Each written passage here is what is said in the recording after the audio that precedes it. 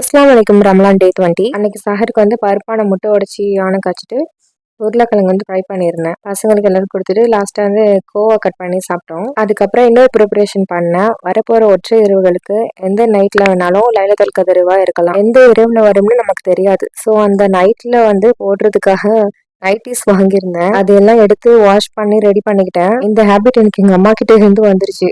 ஒவ்வொரு இயருமே பண்ணுவேன். ஒரே டைமில் எல்லாத்தையும் வாங்க மாட்டேன்.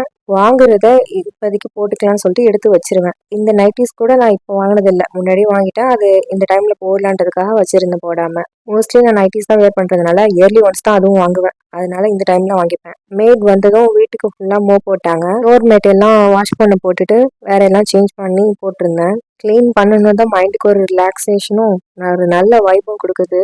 இஃப்தாருக்கு ஃபர்ஸ்ட் வந்து கோக்னட்டும் ஜாகரியும் போட்டு கடல் பாசி செஞ்சுருந்தேன்.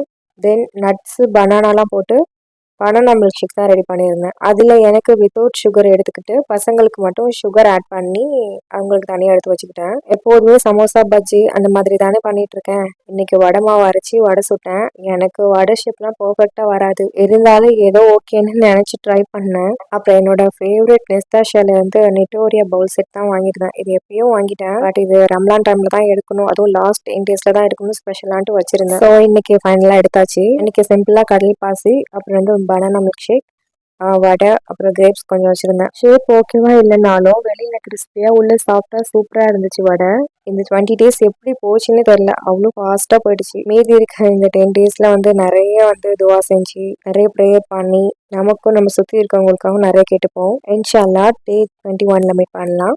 அஸ்ஸலாமு அலைக்கும்.